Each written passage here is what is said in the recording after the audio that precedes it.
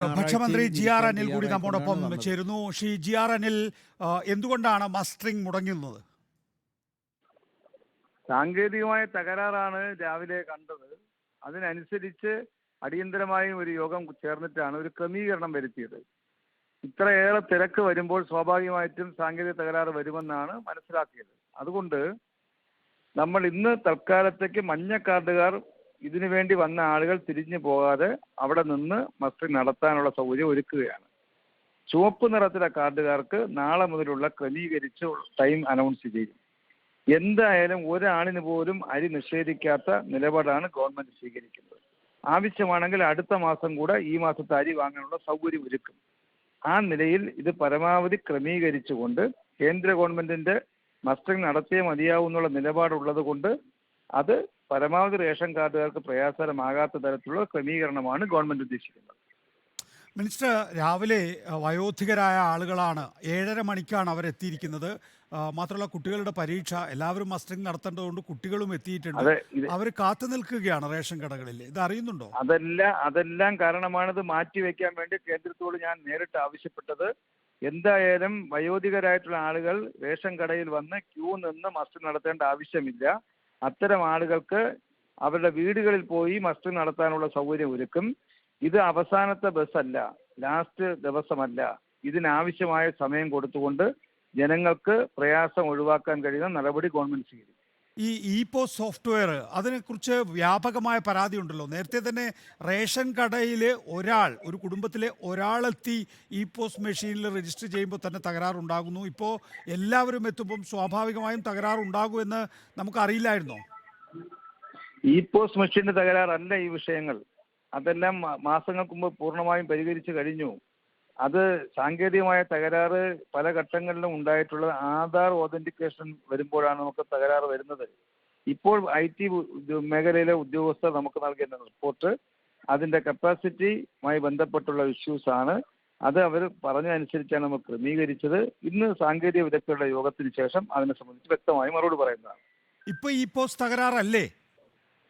ഈ പോസ്റ്റിന് ഒരു തകരാറുമില്ല. ഈ പോസ്റ്റ് മെഷീനുമായി ബന്ധപ്പെട്ട ഒരു കംപ്ലൈന്റും ഒരിടത്തുനിന്ന് റിപ്പോർട്ട് ചെയ്തിട്ടില്ല. ഇത് നമുക്ക് മസ്റ്ററിംഗ് നടത്തുമ്പോൾ ഈ പോസ്റ്റിലൂടെ ഇത് കടന്നു പോകുന്നെന്ന് മാത്രമേ ഉള്ളൂ. ഈ പോസ്റ്റ് മെഷീനിലൂടെ എൻട്രി ചെയ്യുന്നുവെങ്കിലും ഇത് പല സിസ്റ്റം, ആധാർ അടക്കമുള്ള സിസ്റ്റത്തിലൂടെയാണ് മസ്റ്ററിംഗ് യാഥാർത്ഥ്യമാകുന്നത്. ഈ പോസ്റ്റ് മെഷീൻ അല്ല തകരാറ് എന്ന് പറയുമ്പോൾ റേഷൻ കടകളിൽ ഇപ്പോൾ ഞങ്ങളുടെ പ്രതിനിധികൾ 2 റേഷൻ കടകളിൽ കാത്തു നിൽക്കുന്നുണ്ട്. അവർ രണ്ടുപേരും റേഷൻ കടകൾ ഉടമകളെ ഉദ്ധരിച്ചുകൊണ്ട് പറയുന്നത് ഈ പോസ്റ്റ് തകരാറാണെന്നാണ്. നമുക്ക് നമ്മുടെ നാട്ടിൽ ആകെ അറിയാൻ കഴിയുന്നത് എന്തെങ്കിലും തകരാറ് വന്നാൽ ആദ്യം ഈ പോസ്റ്റ് മെഷീന്റെ കംപ്ലൈന്റിനെ അറിയാൻ കഴിയും. എന്തെങ്കിലും ഒരു അതിന്റെ അകത്തോട്ടുള്ള വിഷയങ്ങളെ സംബന്ധിച്ച് നമുക്ക് ആർക്കും അറിയില്ലല്ലോ.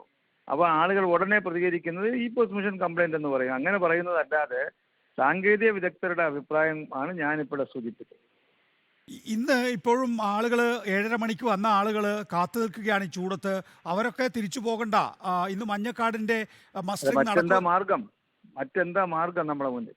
അല്ല, മസ്റ്ററിംഗ് നമ്മുടെ നടക്കുമെന്നാണ്. മുന്നിലുള്ള മാർഗം കേന്ദ്ര ഗവൺമെന്റ് ഇത് നടത്തിയേ മതിയാവുന്നുള്ളതിൽ കർക്കശമായി നിൽക്കുന്നു. നമുക്ക് ക്രമീകരിച്ച് ചെയ്യാൻ കഴിയുന്ന രീതിയിൽ നമ്മൾ ക്രമീകരിച്ചു. ഒരു സാങ്കേതിക തടസ്സം ഉണ്ടായാൽ തൽക്കാലം നിർത്തിവെക്കാനല്ല മിനിസ്റ്റർ, ഇതിനകത്ത് ഇന്ന് ഏത് കാർഡ് ഉടമകളോടാണ് വരേണ്ടത് എന്നത് സംബന്ധിച്ച് കൃത്യമായി പറഞ്ഞിരുന്നില്ല. എല്ലാ കാർഡ് ഉടമകളും വന്നപ്പോഴാണ് മഞ്ഞ കാർഡ് ഉടമകൾക്ക് മാത്രമാണ് ഇന്ന് മസ്റ്ററിംഗ് എന്ന് പറഞ്ഞത്. മസ്റ്ററിംഗ് മഞ്ഞ കാർഡ് ഉടമകൾക്കും നടക്കുന്നില്ല. ഇതാണ് പ്രശ്നം. അതെ, തടസ്സം ഉണ്ടായപ്പോഴാണ് ഒരു ക്രമീകരണം ഉടൻ അടിയന്തര യോഗം ചേർന്ന് ഉണ്ടാക്കിയത്. ബാക്കിയുള്ളത് നിർത്തിവെക്കാൻ പറഞ്ഞത് അതുകൊണ്ട് മാത്രമാണ്.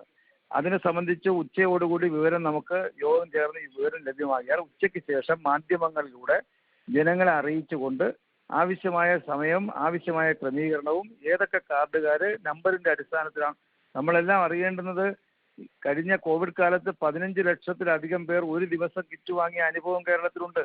അപ്പോൾ അതുകൊണ്ട് പല രീതിയിൽ നമ്മളെ അനുഭവങ്ങൾ ഉള്ളത് കൊണ്ട് അതിനനുസരിച്ചൊരു ക്രമീകരണം വരുത്തിക്കൊണ്ട് മാത്രമേ മസ്റ്ററിംഗിലേക്ക് പോകൂ. മനസ്സിലാക്കേണ്ട കാര്യം, 1 വ്രതാനുഷ്ഠാനാണ്, 2 കനത്ത ചൂടാണ്, 3 വയോധികരാണ്, രോഗികളാണ്, 4 സ്കൂൾ കുട്ടികൾ പരീക്ഷ എഴുതുന്ന സമയമാണ്. അവരടക്കമാണ് വന്നിരിക്കുന്നത്. ഈ കാര്യങ്ങളുണ്ട്. ഇതെല്ലാം കാണിച്ചുകൊണ്ടാണ് ഞാൻ കത്ത് കൊടുത്തത്.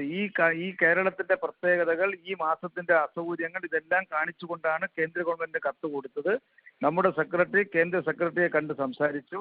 എന്നാൽ നിർബന്ധപൂർവമായി നടത്തണമെന്ന് പറഞ്ഞതുകൊണ്ട് മാത്രമാണ് നടത്തേണ്ടി വരുന്നത്, അല്ലാതെ ഞങ്ങൾക്ക് നിർബന്ധ ബുദ്ധിയുള്ള കാര്യമല്ല ഇത്. ഉച്ചയ്ക്ക് ശേഷമാണോ ഇനിയിപ്പോൾ അത് തുടങ്ങാൻ പുനരാരംഭിക്കാൻ കഴിയുമെന്ന് പ്രതീക്ഷിക്കുന്നത്?